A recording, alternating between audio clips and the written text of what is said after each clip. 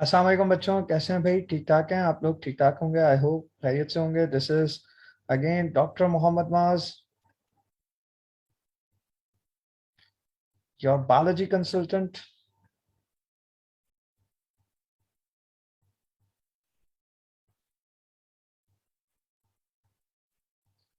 और भाई अगेन उसी फेडरल बोर्ड और हमारे पास पंजाब बोर्ड की सीरीज को हम देख रहे हैं। ठीक है, फेडरल बोर्ड और पंजाब बोर्ड की हमारे पास जो बुक की हमारे पास बेसिक सीरीज है, उस बुक लाइंस की और हमारे पास उनकी एक्सप्लेनेशन की उस सीरीज को हम लेकर चल रहे हैं। और अब जो हम चैप्टर पढ़ने वाले हैं वो एक्चुअली हमारे पास जो चैप्टर है वो मेजर चैप्टर है बेटा, कवर किया जाता है, मेजर चैप्टर कवर कंसिडर किया जाता है। और हमारे पास ये यूजुअली चैप्टर नंबर 24 है आपके पास पंजाब बोर्ड की बुक के हिसाब से देखें हम तो, या हमें हमारे पास मिलेगा, हमें चैप्टर नंबर 24 मिलेगा और इसका नाम है एवोल्यूशन। तो हम बेसिकली अब के टॉपिक के अंदर हम देखेंगे कि एवोल्यूशन से लिंक्ड हमारे पास क्या क्या चीजें बताई हैं। ठीक है, और ओवरऑल एवोल्यूशन के बारे में हमारे पास क्या बताया है और ओवरऑल कवर क्या किया हुआ है टॉपिक्स को के, तो किस तरीके से हमने देखना है इंशाल्लाह इंशाल्लाह उसको हम डिटेल में देखेंगे। ओवरऑल हमारे पास अच्छे खासे हिस्से से कवर हो जाएगा। यहाँ मैं जरूर चाहूंगा कि आपको सबसे पहले इसका जो है वो सिलेबस दिखाया जाए, सिलेबस आपके साथ शेयर किया जाए और कोशिश की जाए कि सिलेबस के बाद आपके पास हम जो है वो प्रॉपर इसको इसकी डिस्कशन स्टार्ट करें, जैसे हमने ओवरऑल हम करते हैं आमतौर पे जो डिस्कशन उस तरीके से।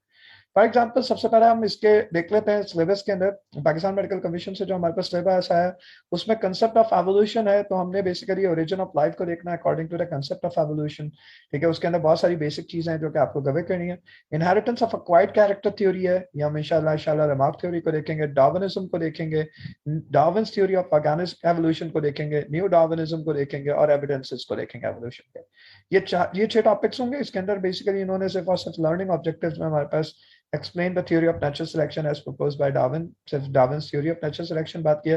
तो डार्विनिज्म न्यू डार्विनिज्म के हमें कंसेप्ट पढ़ना पड़ेगा और एविडेंसेस को देखना पड़ेगा एवोल्यूशन के कौन कौन से एविडेंसेस हैं। मेजरली आपके पास हम देखेंगे इस टॉपिक के अंदर जब भी हम आमतौर पे शेयर किया करते हैं तो बेटा हमारे पास सबसे पहले हम शेयर कर रहे होते हैं किस चीज को, हम सबसे पहले शेयर कर रहे होते हैं हमारे पास इस टॉपिक के अंदर बेसिक थ्योरीज को। कुछ थ्योरीज हमारे पास हम उनको देखेंगे और हमारे पास हम इसको पंजाब बोर्ड से भी कवर करेंगे। ठीक है, क्योंकि पंजाब बोर्ड से इसके अंदर काफी सारी है तो मैंने बेसिकली बुक की पिक्चर्स है मेरे पास, हम इंशाल्लाह उनकी बुक की पिक्चर्स को अगेन उसी तरीके से जैसे हमने बाकी टॉपिक्स को कवर किया उसी तरीके से हम इसको भी कवर करेंगे और यहाँ पे बुक की पिक्चर्स को लेकर इंट्रोड्यूस करेंगे और आपके साथ डिस्कस करें। अच्छा भाई, जब भी हम बात करते हैं सबसे पहले अगर हम एवोल्यूशन थ्योरीज की बात करते हैं तो कंसेप्ट ऑफ एवोल्यूशन हमारे पास यहाँ से शुरू होता है और हम आमतौर पे कंसेप्ट ऑफ एवोल्यूशन को देख रहे होते हैं कि हमारे पास बेसिकली एवोल्यूशन किसने डिटरमाइन किया। एवोल्यूशन से पहले ना एक थ्योरी है जिसको बोलते हैं थ्योरी ऑफ स्पेशल क्रिएशन। ये फादर सुआरेस थे, ठीक है, उन्होंने सबसे पहले हमारे पास बेसिकली एक थ्योरी प्रेजेंट की थी। ये बेसिकली क्रिएटर्स हैं, आमतौर पे हम बोला करते हैं क्रिएशनिस्ट हैं। ये यूजुअली सपोर्टर्स होते हैं कि स्पेशल क्रिएशन है हमारे पास हर ऑर्गेनिज्म को उनकी स्पेसिफिक फॉर्म के अंदर, हमारे पास स्पेसिफिक मैकेनिज्म के अंदर, स्पेसिफिक हमारे पास डेवलपिंग स्टेज के अंदर उनकी बर्थ हुई है और उनके अंदर कोई चेंजेस नहीं है। और हम यूजुअली काउंट करते हैं कि हमारे पास ये आमतौर पर हमारे पास बेसिक एवोल्यूशन थ्योरी हुआ करती है, सॉरी क्रिएशनिस्ट थ्योरी हुआ करती है। इसके ऑन द अदर हैंड हम देखेंगे, बेसिकली हम कोशिश करेंगे किसको देखें, एवोल्यूशन थ्योरी को देखें और कोशिश करें ऑर्गेनाइज करें क्या एवोल्यूशन के मैकेनिज्म्स हमारे पास क्या क्या हैं। और उसके अंदर इंशाल्लाह इंशाल्लाह फिर हम डिटेल के अंदर पूरा का पूरा प्रॉपर्ली कवर करेंगे कि हमारे पास पूरे के पूरे एवोल्यूशन मैकेनिज्म्स क्या हैं और उन एवोल्यूशन के अंदर हम क्या क्या चीजों को देख सकते हैं। अच्छा, यहाँ पे हम देखेंगे सबसे पहले बेटा कंसेप्ट ऑफ एवोल्यूशन के अंदर हम बात करते हैं, एवोल्यूशनिस्ट जो होते हैं वो बिलीव करते हैं कि आमतौर पे दुनिया हमारे पास अपनी जो प्रेजेंट फॉर्म में है उस फॉर्म में मौजूद नहीं थी। वो बेसिकली एक बहुत ज्यादा बड़े बड़े चेंजेस हैं और बहुत सारे एडवांस स्टेप्स हैं उनके मैकेनिज्म्स के थ्रू हमारे पास जो है वो डेवलप हुई है और through out the processes multiple processes हमारे पास अर्थ इवॉल्व हुई है। मोस्ट बायोलॉजिस्ट बिलीव, जो मॉडर्न बायोलॉजिस्ट हैं वो दे बिलीव कि एक्चुअली हमारे पास अर्थ के तकरीबन 5 बिलियन ईयर्स ओल्ड है और हमारे पास जो पहली लाइफ आई थी वो that is approximately 3.5 billion years ago.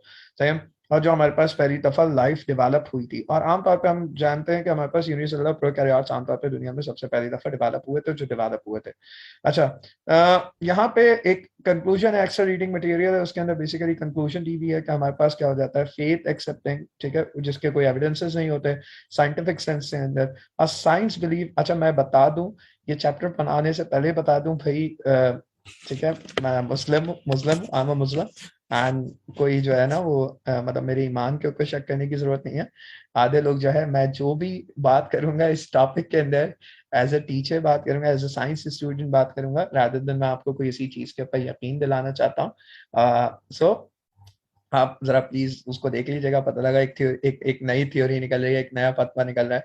ठीक है, मैं गुस्ताखे खुदा हूं तो खुदा ना खास्ता नाउजुबिल्लाह, तो फिर कहानी हो जाएगी। ठीक है, खैर इम्पोर्टेंटली हम यूजुअली काउंट करते हैं कि देखो आमतौर पे हमारे पास देखते हैं कि तो हमारे पास एक लॉजिकल और कॉन्फ्लिक्ट है। ठीक है, यहाँ पे क्रिएशनिस्ट और हम एवोल्यूशनिस्ट, दो अलग अलग कंसेप्ट हैं, दोनों अलग अलग अपने दिमाग को बिल्कुल अलग अलग तरीके से यूज करते हैं। और हम यूजुअली यूज करते हैं साइंस जो होती है ना वो टेंटेटिव आइडियाज के ऊपर बिलीव करती है। वो बेसिकली वो अगर हम बात करते हैं थियोलॉजिकल ट्रुथ की बात करते हैं, वो अगर हम हमारे पास कोई लॉजिकल होगा, थियोरेटिकल ट्रुथ होगा तो उसके ऊपर बात करेंगे। साइंस स्पेशल क्रिएशन के ऊपर बिलीव नहीं कर सकती। ठीक है, ऑन द अदर हैंड अब हम जब बात करते हैं ओरिजिन ऑफ लाइफ की, तो हम बेसिकली सबसे पहले देखते हैं, हमें सबको पता होगा हमारे पास आर्कियाज डेवलप हुए सबसे पहले। और जो आर्कियाज डेवलप हुए वो अप्रोक्सीमेटली हमारे पास 3.5 बिलियन ईयर्स अगो डेवलप हुए थे। और किसके अंदर हुए थे? हॉट वाटर स्प्रिंग्स के अंदर। यूजुअली हम काउंट करते हैं कि हमारे पास किसमें डेवलप हुए थे? हॉट वाटर स्प्रिंग्स बोलते हैं इन्हें। हॉट वाटर स्प्रिंग्स हमारे पास क्या होते हैं? हाइड्रोथर्मल वेंट होते हैं। ठीक है, आप लोगों ने बहुत अच्छे से, आप लोगों को बिग बैंग थ्योरी पढ़ाई गई होगी इसके अंदर। ठीक है, मैं बहुत दफा बिग बैंग थ्योरी पढ़ाता हूँ एवोल्यूशन पढ़ाते हुए, और मैं बच्चों को बता रहा होता हूँ कि बेसिकली हमारे पास किस तरीके से हॉट वाटर स्प्रिंग्स हमारे पास डेवलप हुए, हाइड्रोथर्मल वेंट डेवलप हुए। उनके अंदर हमारे पास क्या था? हम बोला करते हैं कि सबसे पहले हमारे पास ऑर्गेनिक मॉलिक्यूल्स थे, तो वहां वेंट हाइपोथेसिस, क्योंकि जब अर्थ बनी थी उसका बेसिकली बहुत ज्यादा high high level of temperature था।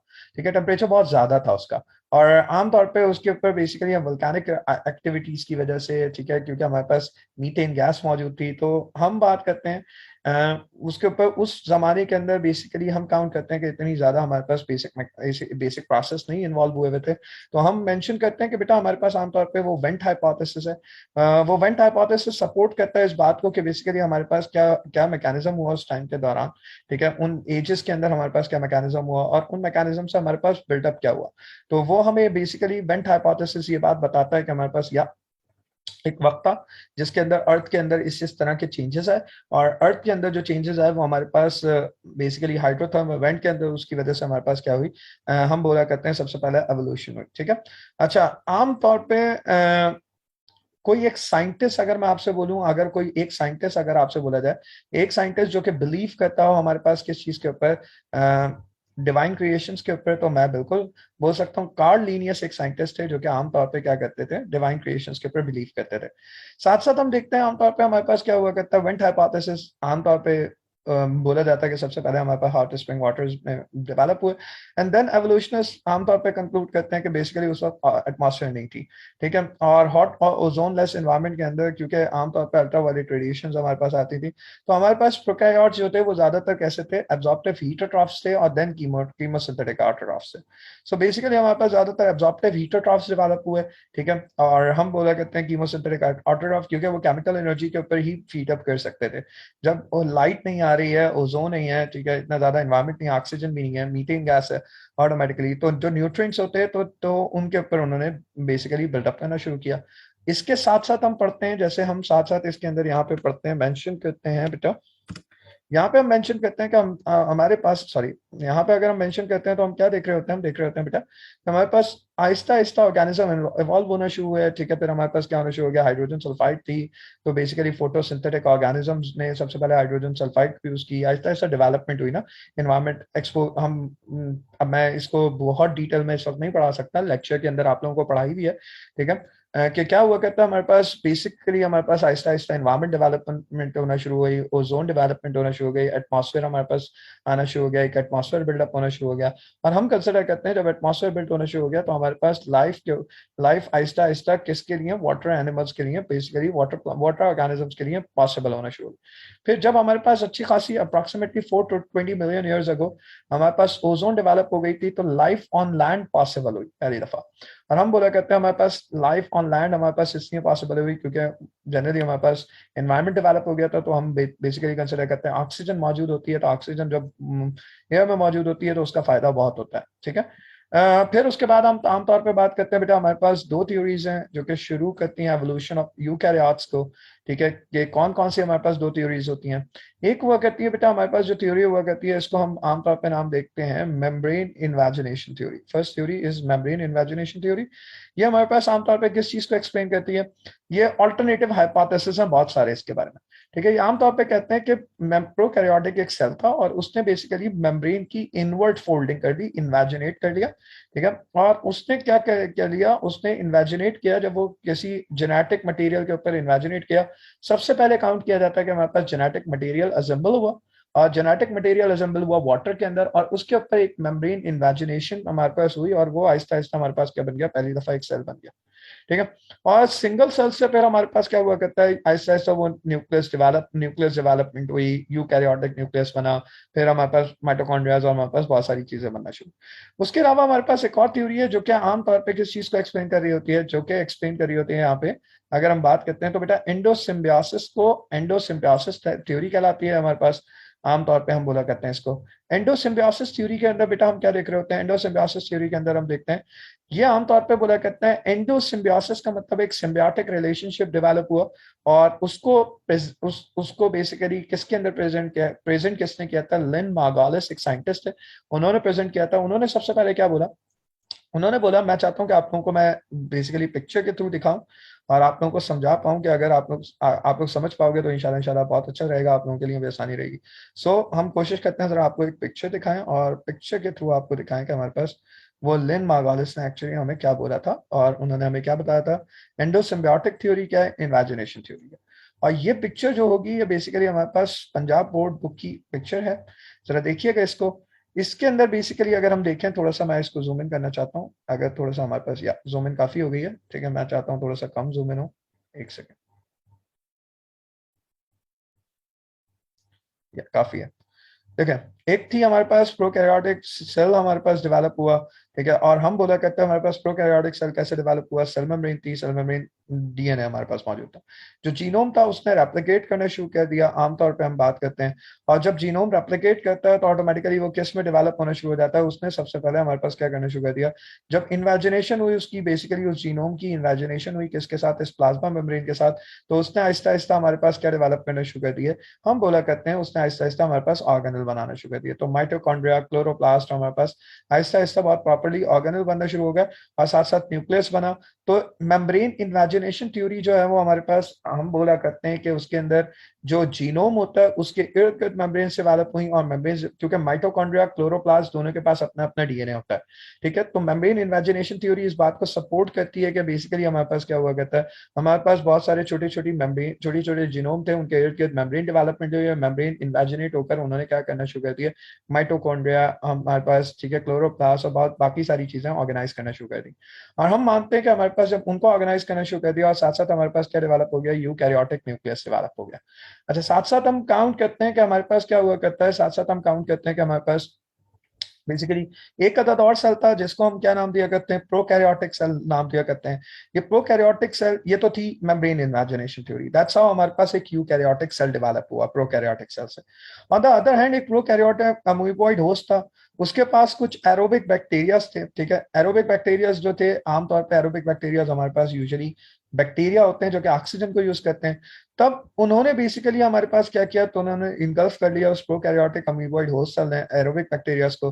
तो जब उन्होंने इनगल्फ किया तो हमारे पास एक ऐसे अमीबॉइड सेल्स बने जिनको ऑक्सीजन की जरूरत थी। तो ऑटोमेटिकली उन्होंने आहिस्ता आहिस्ता हमारे पास क्या डेवलपमेंट करना शुरू कर दी, वो हमारे पास डेवलप हो गए माइटोकॉन्ड्रिया के अंदर, हम काउंट करते हैं। और माइटोकॉन्ड्रिया के अंदर जब डेवलप हुए तो उसके अंदर फिर हमारे पास क्या हुआ, स्पायरोचीट्स आए। ठीक है, आमतौर पे स्पायरोचीट्स जब आए हमारे पास बेसिकली उसके अंदर, तो स्पायरोचीट्स के आने की वजह से हमारे पास क्या हो गया, हम बात करते हैं एक इस एंसेस्ट्रल हमारे पास अमीबा फ्लैजिलेट बन गया, बिकॉज ये स्पायरोचीट्स होते हैं, इनके अंदर स्पायरलम लाइक स्ट्रक्चर होता है। उनके अंदर आमतौर पे हमारे पास क्या हुआ करते हैं, टेल होती है, और वो हमारे पास क्या करता है, मूव कर सकता है। एंड देन दे सेड कि उन्होंने अगेन साइनोबैक्टीरिया को इनगल्फ करना शुरू कर दिया। ये सिम्बियोसिस हो रहा है। सिम्बियोटिक रिलेशनशिप कैसे डेवलप हो रहा है कि एक प्रोकैरियोटिक सेल बेसिकली एक एरोबिक बैक्टीरिया को सिम्बियोटिक रिलेशनशिप डेवलप करने पे मजबूर कर रहा है एक सेल के अंदर। ठीक है, और ये प्रोकैरियोटिक सेल हमारे पास अमीबॉइड सेल है, एक बड़ा सेल है। और जब ये रिलेशनशिप डेवलप करने पर मजबूर कर रहा है तो हमारे पास क्या हो रहा है, हमारे पास एरोबिक अरेंजमेंट्स हो रही हैं। और एरोबिक अरेंजमेंट्स हमारे पास होती हैं तो हम बोला करते हैं हमारे पास पूरा का पूरा एक अमीबा सेल डेवलप हो जाता है, एक अमीबॉइड सेल डेवलप हो जाता है जिसके अंदर अच्छे खासे माइटोकॉन्ड्रियाज मौजूद होते हैं। और उसके साथ साथ हमारे पास क्या होते हैं, स्पायरोचीट्स उसके अंदर इन्वॉल्व हो जाते हैं। और स्पायरोचीट्स जैसे ही उसके अंदर इन्वॉल्व हो जाते हैं तो हम क्या कहते हैं कि स्पायरोचीट्स की इन्वॉल्वमेंट की वजह से बेसिकली हमारे पास क्या हुआ करता है, उसको इन्वॉल्व कर लेते हैं तो ऑटोमेटिकली हमारे पास क्या हो जाता है कि स्पायरलम बन जाता है। और ये जो स्पायरलम हुआ करता है यूजुअली हमारे पास, हम बात करते हैं कि इस स्पाइरलम के थ्रू हम बात करते हैं कि हमारे पास ये अमीबॉइड बन जाता है, ये अमीबा हमारे पास अमीबो फ्लैजेलेट बन जाता है, इसके अंदर फ्लैजेला डेवलप हो जाता है, लोकोमोशन एबिलिटी डेवलप हो जाती है।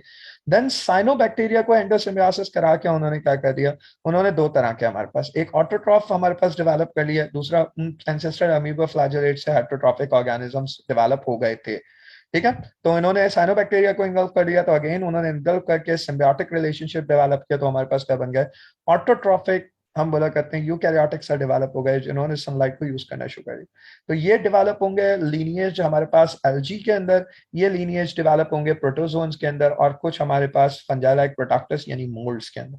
तो यहाँ से हमारे पास मोल्ड्स आएंगे, यहाँ से हमारे पास प्रोटोजोन्स आएंगे और प्रोटोजोन से एनिमल्स आते हैं, मोल्ड से हमारे पास फंजाई डेवलप होते हैं और हम बात करते हैं इनसे डेवलप होंगे हमारे पास क्या, एल्गी डेवलप होंगे और एल्गी से हमारे पास क्या डेवलप होंगे, हमारे पास प्लांट्स डेवलप होंगे। दैट्स हाउ हम काउंट करते हैं कि एरोबिक बैक्टीरियाज, स्पायरोचीट्स एंड साइनोबैक्टीरियाज की इन्वेल्पमेंट हुई डिफरेंट डिफरेंट लेवल्स के ऊपर और जब एंडोसिम्बियोसिस मैकेनिज्म के थ्रू उन्होंने क्या कर दिया, यूकैरियोटिक सेल डेवलप कर लिया। तो दो थ्योरीज है, एक एंडोसिम्बियोटिक थ्योरी है, एक हमारे पास मेम्ब्रेन इन्वेजिनेशन थ्योरी है और उसके अंदर प्रॉपर्ली बताया जा रहा है किस तरीके से हमारे पास मेम्ब्रेन इन्वेजिनेशन हो रही है। और आई होप आप लोगों को web like structure, that flagella, हमारे पास डेवलपमेंट और ये सब कुछ आपको समझ में आया होगा। मैंने बहुत बेसिक तरीके से ऑर्गेनाइज करने की कोशिश की है आप लोगों को ताकि समझ में आ सके।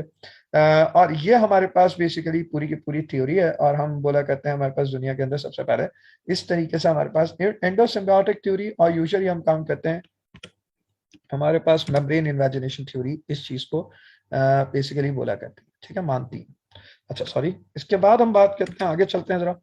अब ये हमारे पास इसके अंदर एक्सप्लेनेशन है, उसी तरीके की एक्सप्लेनेशन है कि हमारे पास आहिस्ता आहिस्ता फिर क्या होना शुरू हो गया, एंसेस्टर प्रोकैरियोट्स से आहिस्ता आहिस्ता उन्होंने इनफोल्डिंग्स, प्लाज्मा मेम्ब्रेन की इनफोल्डिंग्स डेवलप की तो हमारे पास nucleus, endoplasmic reticulum, mitochondria, eukaryotic develop हो गए। और यहाँ पे हमारे पास उन्होंने इन्वेजिनेशन, यहाँ पे हमारे पास क्या की थी, एंडोसिम्बियोसिस किया था, एनगल्फ किया था, तो हमारे पास ऐसे मैकेनिज्म चलता है। अच्छा, इससे पहले मैं आपको पढ़ाना चाहूंगा, आप लोगों को बताऊंगा कि लेमार्किज्म, साथ साथ लेमार्किज्म हमारे पास डिटेल आप, अच्छा ये दो थ्योरीज जो मैंने अभी तक पढ़ाई है ये आपके पास सिनबोर्ड के लेक्चर्स में, सिनबोर्ड की बुक के अंदर ज्यादा नहीं है। तो आप लोगों को पढ़ाने का मकसद यही है कि आप लोगों को थोड़ा समझ में आइडिया भी डेवलप हो कि हमारे पास क्या हुआ करता है, क्या मैकेनिज्म होते हैं। और साथ साथ मैं चाहूंगा आप लोग पंजाब बोर्ड की बुक भी और फर्दर और चीजों को देखते चले जाओ और उनको देखते चले जाओगे पंजाब बोर्ड की बुक के अंदर। चलो पहले लेमार्किज्म पढ़ते हैं फिर आगे की तरफ फिर वापस आएंगे उसमें। ठीक है, पंजाब बोर्ड की बुक के ऊपर। अच्छा भाई, हमारे पास क्या थे, जॉन बपिस्टी, ठीक है, कैवेलियर डी लमार्क, ठीक है, इंपॉर्टेंट क्या है, लमार्क। लमार्क हमारे पास एक साइंटिस्ट है, इन्होंने लमार्किज्म एक्सप्लेन किया। ठीक है, they are known as Lamarck. ठीक है, इनका नाम था John Baptiste Chevalier de Lamarck. ठीक है, और इनको हम लेमार्क बोलते हैं, ये साइंटिस्ट हमारे पास लेमार्क, ये इनकी एज मतलब एक जिस जिस जिस टाइम के दौरान ये पैदा हुए 1744 टू 1829, ठीक है, तब हमारे पास मौजूद थे। फ्रेंच नेचुरलिस्ट थे, सोल्जर थे और बेसिकली एवोल्यूशन, अगर हम बोला करते हैं एवोल्यूशनिस्ट तो नहीं थे, ये आमतौर पे एनिमल फिलोसफर थे। पता नहीं इनको क्या हुआ कि इन्होंने बोला यार एक काम करता हूँ, क्योंकि मैं एक बुक लिख रहा हूँ विच इज फिलॉसफी जोलॉजी, क्लासिफिकेशनिस्ट भी थे, ठीक है, टैक्सोनमिस्ट थे जिसको बोलते हैं। तो उन्होंने जोलॉजी फिलॉसफी या फिलॉसफी जोलॉजी के अंदर बेसिकली क्या किया, हमारे पास हमें बता दिया, हम बेसिकली बात करते हैं हमें क्या बता दिया हमें बेसिकली एवोल्यूशन बता दिया।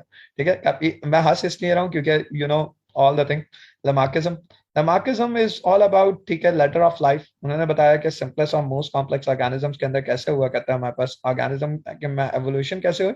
सबसे पहले उन्होंने बेसिकली हमारे पास इन्वायरमेंटल अडेप्टेशंस की बात की थी, या आप लोग अच्छे से पढ़ चुके होंगे मेरे ख्याल से इन्वायरमेंटल अडेप्टेशंस को, इन्वायरमेंटल इफेक्ट को, या आपको पढ़ाया जाता है सिनबोर्ड के अंदर, तो मैं इसके ऊपर ज्यादा टाइम नहीं जाया करूंगा।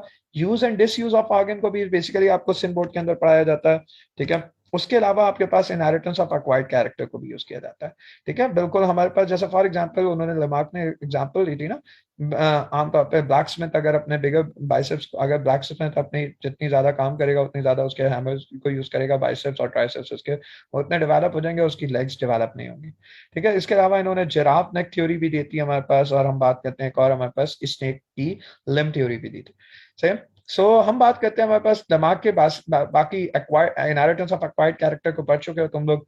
ये मैं क्या कह सकता हूँ कि बस अलग ही है। ठीक है अनु, ठीक है, ये इसको मैं क्या बोलूँ कि ये थ्योरी को आप लोग पढ़ चुके होगे, तो अब मुझे मेरे ख्याल से बोलने की जरूरत नहीं होनी चाहिए, आप लोगों को खुद पता है ये एवोल्यूशन थ्योरी कितनी इंपॉर्टेंट थ्योरी है। ऑन द अदर हैंड हम ड्रॉबैक देखते हैं अगर लेमार्किज्म के, तो वही लेमार्किज्म के ड्रॉबैक थे। जेनेटिक पोटेंशियल का मसला था हमारे पास ऑर्गेनिजम्स के अंदर। ठीक है, और हम बात कर रहे होते थे हमारे पास, क्योंकि फिक्स जेनेटिक पोटेंशियल्स की बात नहीं की थी उन्होंने, एनवायरमेंटल कंडीशंस की बात नहीं की थी, use and disuse of organ को, और उन्होंने बेसिकली पता नहीं क्या क्या बता दिया हमें। अगर हम बात करते हैं हमारे पास किसके बारे में, इनहेरिटेंस ऑफ एक्वायर्ड कैरेक्टर के बारे में और use and disuse of organ के बारे में।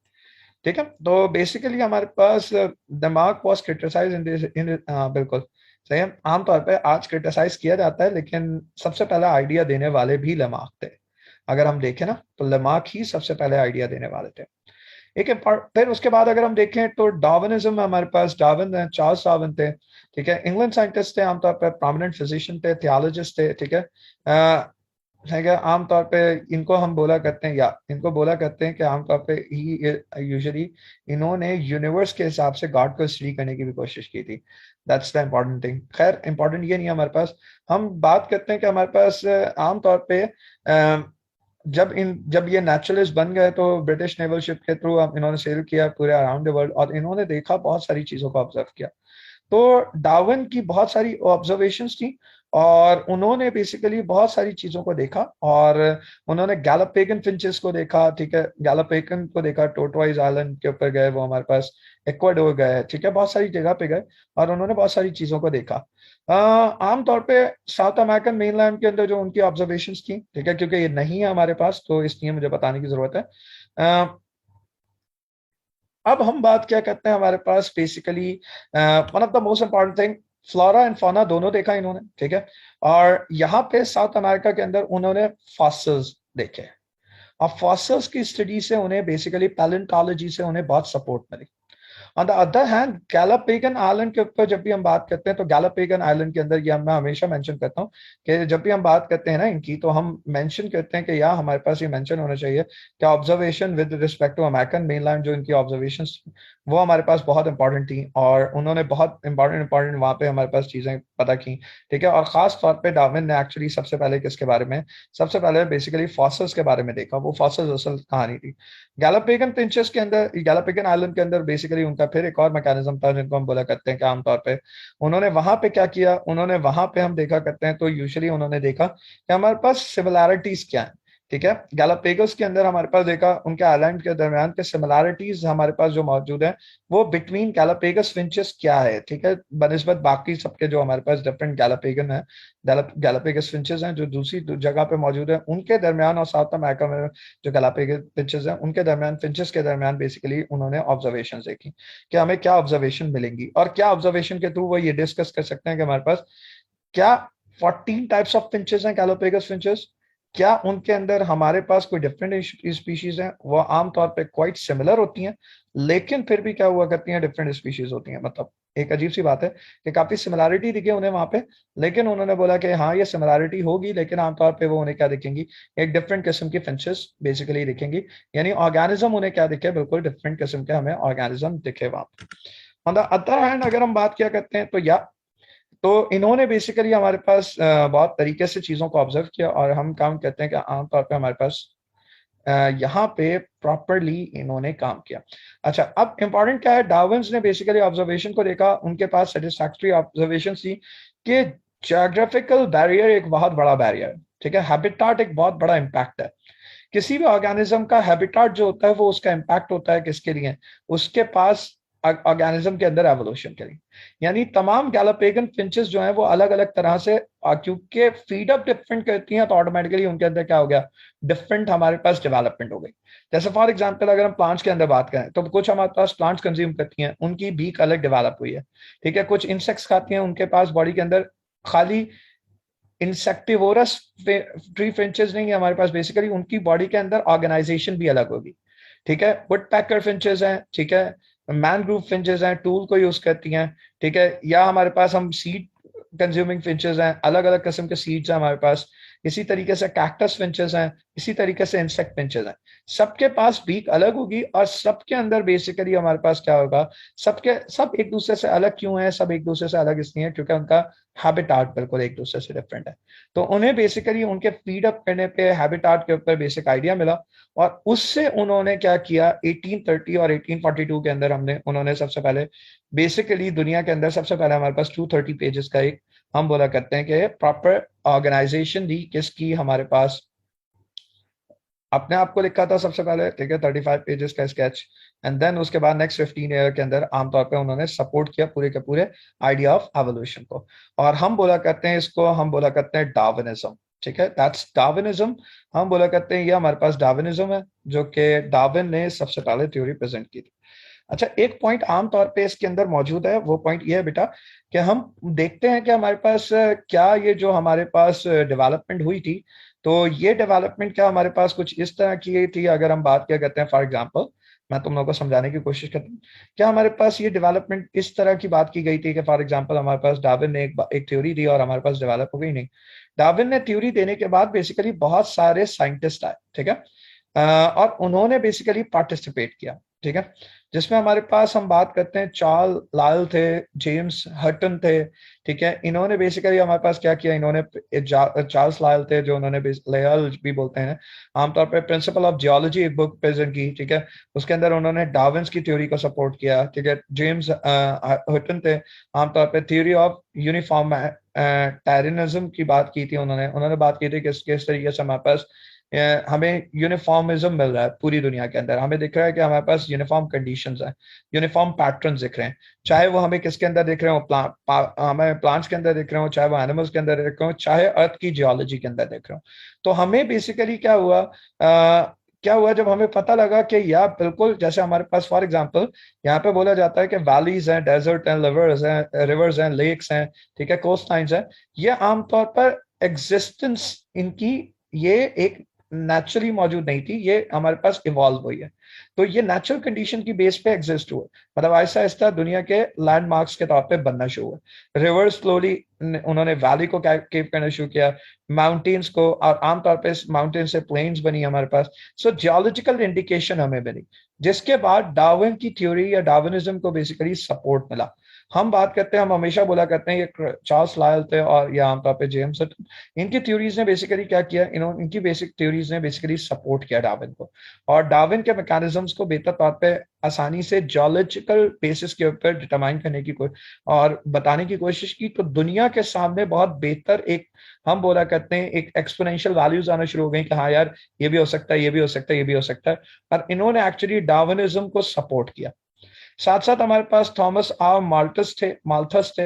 इन्होंने बेसिकली आमतौर पे प्रिंसिपल ऑफ पॉपुलेशन इन्होंने बताया हमारे पास कि किस तरह से एक्सपोनेंशियली हमारे पास अर्थमेटिकल मीन्स के थ्रू बताया कि किस तरीके से स्ट्रगल ऑफ द फूड के लिए, ठीक है, आमतौर पे स्ट्रगल ऑफ द फूड के चक्कर में हमारे पास क्या हुआ, एग्जिस्टेंस, और हम बोला करते हैं हमारे पास आमतौर पे एक्सटिंक्शन, दोनों स्ट्रगल ऑफ फूड के ऊपर डिपेंड करना शुरू हो गई।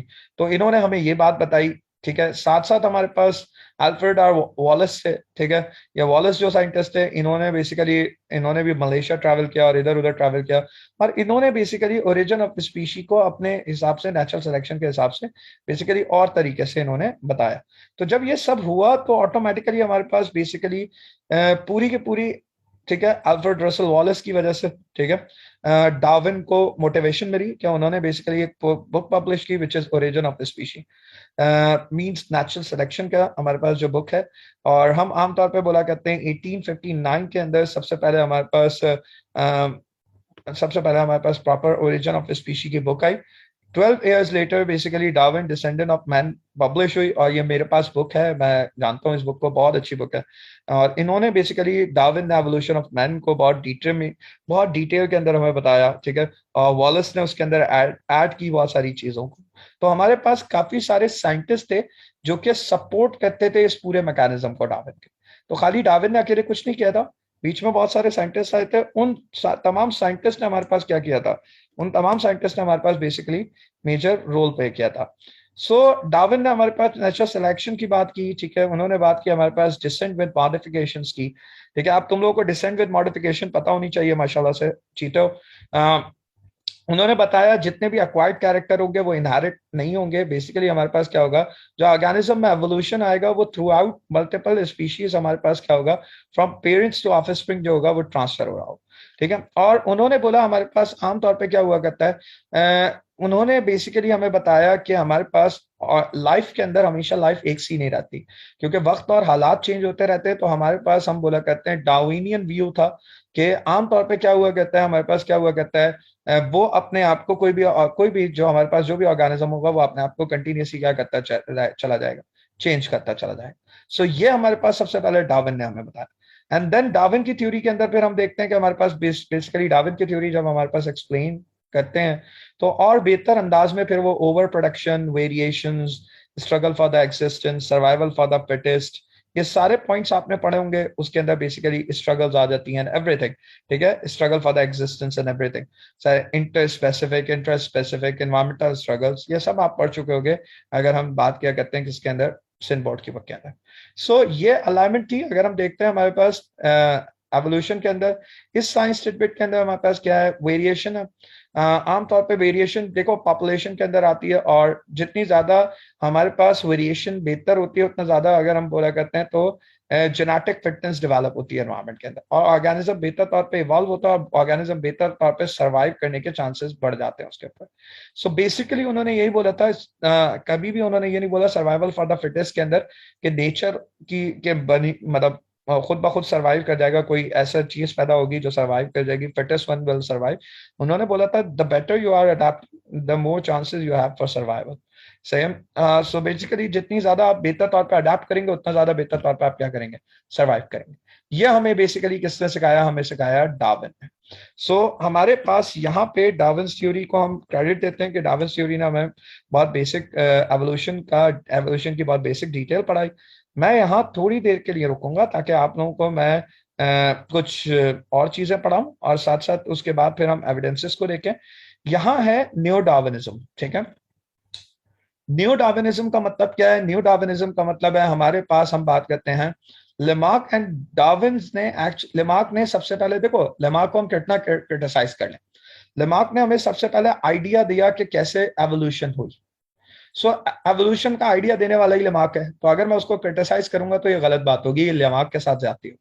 सो हम बोला करते हैं लेमार्क को जब आइडिया मिल गया तो एक्चुअली हमारे पास क्या हो गया, हम बात करते हैं हमारे पास ओवरऑल अगर हम देखा करते हैं तो हम इसको इस तरीके से देखते हैं कि हमारे पास क्या होना शुरू हो गया। हमारे पास इन थ्योरी से, लेमार्क और डार्विन की थ्योरी से, जो बेसिकली हमारे पास क्या करते हैं, हम बोला करते हैं जो इनके अलावा अगर हम बोला करते हैं या इनको फॉलो नहीं करते, उनकी वजह से हमारे पास इमरजेंस हुई किस चीज की, उनकी वजह से हमारे पास इमरजेंस हुई बेसिकली हम बात करते हैं हमारे पास न्यू डार्विनिज्म की, ठीक है। सो इन्होंने बेसिकली हमें अंडरस्टैंडिंग दी, बेसिक अंडरस्टैंडिंग दी, तो हम बोला करते हैं इसको डार्विनियन थ्योरीज। और आमतौर पे हम बोला करते हैं हमारे पास जो मॉडर्न पॉपुलेशन जेनेटिक्स हैं, आमतौर पे उनको हम न्यू डार्विनिज्म कहते हैं।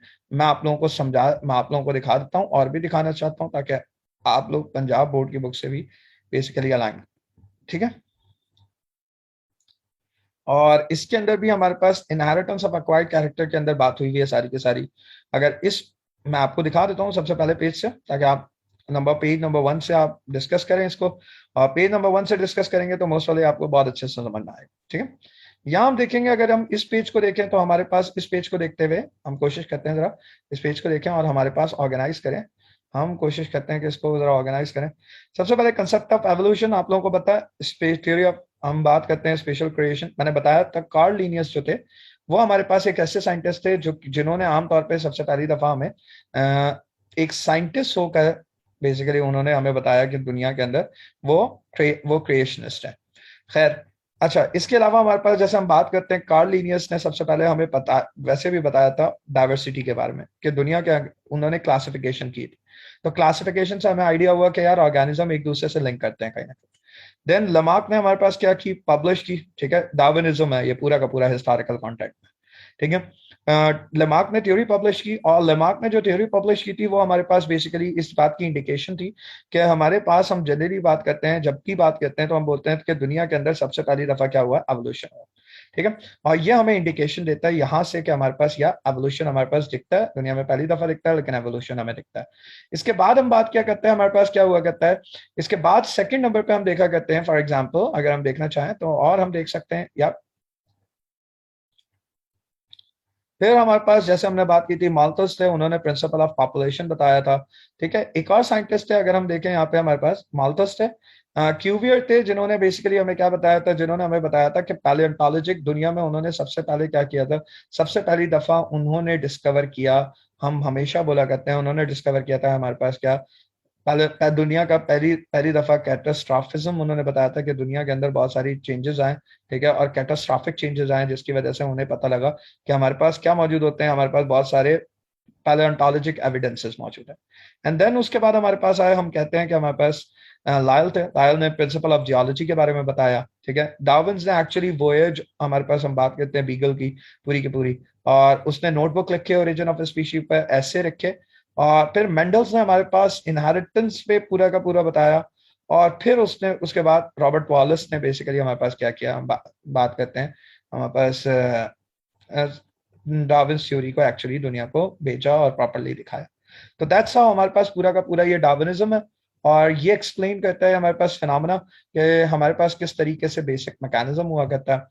अच्छा जी, तो कोशिश करेंगे हम आगे देखें, इसके साथ साथ हम देख रहे थे, और साथ साथ हमने जैसे प्रिंसिपल ऑफ थ्योरीज देखनी, बाकी चार्ल्स डार्विन के जैसे मैंने बताया आप लोगों को किस तरीके से उन्होंने पूरी की पूरी थ्योरी प्रेजेंट की थी, एंड दैट्स द थ्योरी जो कि आपको जिस तरीके से बताया गया है, ठीक है, वॉलस ने क्या किया, बाकी सब ने क्या किया, तो सबका रोल मैंने ओवरऑल करके आपको बता दिया है, ठीक है, एक हिस्टोरिकल पॉइंट ऑफ व्यू से भी, कि आप लोगों के पास हिस्टोरिकल पॉइंट ऑफ व्यू भी रहे और आपको अलाइनमेंट भी रहे। बाकी एवोल्यूशन की जहां तक बात करते, एविडेंसेस की बात करते हो, देखो एविडेंसेस हमारे पास बहुत है, ठीक है।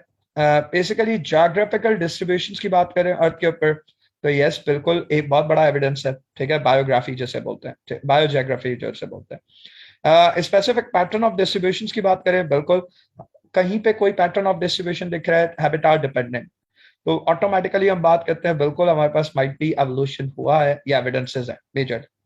फैक्टर्स हैं, वो तमाम फैक्टर्स की बात करूं जो हमारे पास डिस्ट्रीब्यूशन ऑफ ऑर्गेनिजम्स को बेसिकली हमारे पास उसको इनहिबिट कर रहे हैं, ठीक है, मतलब बायोजियोग्राफिकल स्टडी शोज कि स्पीशीज जो होती हैं वो हमारे पास एक रिस्ट्रिक्टेड डिस्ट्रीब्यूशन होती है, उनका जो ओरिजिन होता है वो उसके बाद बेसिकली क्या होती हैं, उस जगह से बहुत ज्यादा चेंज होकर कहीं दूसरी जगह नहीं जा सकती, ठीक है, तो उन्हें फूड और शेल्टर वहीं मिल रहा होता है, तो अपना हैबिटाट डेवलप कर लेती है। ये ज्यादातर मैंने एवोल्यूशन के अंदर आप लोगों को ज्यादातर चीजें समझाई हुई हैं। उसके अलावा हमारे पास क्या होता है, उसके अंदर हम बात करते हैं पैलेंटोलॉजी की बात करते हैं, ठीक है। सो पैलेंटोलॉजी के अंदर बेसिकली हमारे पास विजुअल रिकॉर्ड्स हैं, ठीक है, ओल्डेस्ट फॉसिल्स हमने देखना शुरू किए, प्रोकैरियोट्स मिले हमें दुनिया में सबसे पहली दफा, हमें क्रोनोलॉजिकल फिशेस मिली, फॉसिल्स फिशेस मिली, जिसमें हम बात क्या करते हैं, रेफिडेस्ट्रियन होती है, ठीक है। हमारे पास लोब्ड फिन फिश होती है, जिसको हम नाम दिया करते हैं स्पेसिफिकली लोब्ड फिन फिश, तो आप याद रखिएगा which is lobe fin fish. और हमारे पास आमतौर पर उसके अंदर हमारे पास लोग थे, earliest horses has four toes, उनके पास फोर टोज थे, लेकिन क्योंकि उनको डेवलपमेंट इस तरह से चाहिए थी, उनको बेसिकली उनके पास सपोर्ट बहुत अच्छी होनी चाहिए थी, दैट्स व्हाई उन्होंने क्या कह दिया, टोज डेवलप कर दिया। सो हमें एक आइडिया मिला अच्छा खासा पैलेंटोलॉजिक एविडेंस से, ठीक है, और हमने रेडियोमेट्रिक डेटिंग करना शुरू की, हमने रेडियो एक्टिव डेटिंग करना शुरू की, उससे हमें आइडिया मिला कि हमारे पास कोई ऑर्गेनिज्म कितने साल पुराना है, कब मौजूद होता है, किस तरीके से मौजूद होता है, तो हमें ये सारी चीजें। कंपैरेटिव एनाटॉमी आपने आपने होमोलोगस स्ट्रक्चर्स देखे होंगे, इसको आपने सिनबोर्ड की बुक में बहुत डिटेल में पढ़ा होगा, तो मैं फालतू में आपका टाइम जाया नहीं करूंगा। अगेन लास्ट पॉइंट की तरफ चलूंगा मैं, और हमारे पास जो आखिरी पॉइंट है इसके अंदर, वो हमारे पास बेसिकली हम देखेंगे कि हमारे पास क्या हुआ करता है, वेस्टिजियल ऑर्गन्स, यस, वर्मिफॉर्म अपेंडिक्स होती है, वेस्टर्न टर्थ होता है, काकेक्स टेल बोन होती है, एयर मसल्स होते हैं, दीज आर ऑल द तकरीबन हमारे पास या अप्रोक्सीमेटली 90 स्ट्रक्चर्स होते हैं in our body, that is vestigial. ये मैं अपने तमाम बच्चों को पढ़ाता भी हूँ कि बेटा बहुत सारे होते हैं, जिसमें से कुछ हमारे पास ये हैं, ठीक है, बहुत सारे होते हैं। तो हमें बेसिकली समझ में आया क्या असल में, या ऑर्गेनिज्म से ऑर्गेनिज्म इवॉल्व हुए और हमारे पास बेसिकली क्या है, आपस में कोई ना कोई इनके दरमियान कोई ना कोई बहुत लिंक है बल्कि। और एनालॉगस स्ट्रक्चर ऑर्गन्स की भी बात करते हैं, एनालॉगस ऑर्गन्स आपके पास, ठीक है, that cause that represent convergent evolution, ठीक है, एनालॉगस। देखो, जो एक होते हैं होमोलोगस, होमोलोगस स्ट्रक्चरली और फंक्शनली डिफरेंट, सुनना, एक्सटर्नल अपीयरेंस के हिसाब से मॉर्फोलॉजिकली और फंक्शनली डिफरेंट होते हैं बेटे, और उनकी इंटरनल अलाइनमेंट सिमिलर होती है, दैट्स होमोलोगस स्ट्रक्चर। यानी एनाटॉमिकली सिमिलर होंगे, मॉर्फोलॉजिकली और फिजियोलॉजिकली डिफरेंट होंगे। एनालॉगस स्ट्रक्चर क्या होते हैं ऑन द अदर हैंड, जो कि सिमिलर इन फंक्शन होते हैं but different different in structure होते हैं। फॉर एग्जांपल बर्ड्स के विंग्स और इंसेक्ट्स के विंग्स, तो दोनों के विंग्स क्या कर रहे हैं, फंक्शनली दोनों को हेल्प कर रहे हैं फ्लाइट में, बट दोनों के स्ट्रक्चर्स बिल्कुल एक दूसरे से क्या है, अलग है। तो ऐसे हमें बहुत सारी चीजें मिली जो कि हमारे पास एनालॉगस स्ट्रक्चर थे। और फिर हमें मॉलिक्यूलर बायोलॉजी की अगर हमें सपोर्ट मिल गई तो ऑटोमेटिकली हमने पूरी की पूरी देख लिया कि हमारे पास किस तरीके से एवोल्यूशन हुआ और ऑर्गेनिज्म के अंदर हमारे पास एवोल्यूशन कैसे देखा। हार्डी वेनबर्ग इक्विलिब्रियम नहीं है रेडियो सिलेबस के अंदर आपके पास, आपकी कोर्स आउटलाइन के अंदर, तो हम ये याद रखेंगे कि बेटा हमारे पास ये एवोल्यूशन का बेसिक पार्ट है। एंड आई होप आपको एवोल्यूशन बहुत अच्छे से समझ में आया होगा। यहाँ पे हमारे पास एवोल्यूशन कंप्लीट होता है और इसके बाद हम इंशाल्लाह और फर्दर वीडियोस जो हमारे पास हैं, कुछ वीडियोस रह गई हैं उनको कंप्लीट करते हैं, बाकी तकरीबन सारी वीडियोस आपके पास हैं। तो उन सारी वीडियोस को देखिएगा, आप लोग प्रॉपरली देखिएगा, उम्मीद करता हूँ अच्छे से देखेंगे, आप लोगों को समझ में आ रहा होगा। या थोड़ी जल्दी जल्दी पढ़ा रहा हूँ इसलिए बिकॉज आपके टाइम कम से कम कंज्यूम हो। थैंक यू सो मच, बहुत सारी चीज़ें आपने पढ़ी हुई होंगी इसलिए। थैंक यू सो मच, अल्लाह हाफिज़, ख्याल रखिएगा।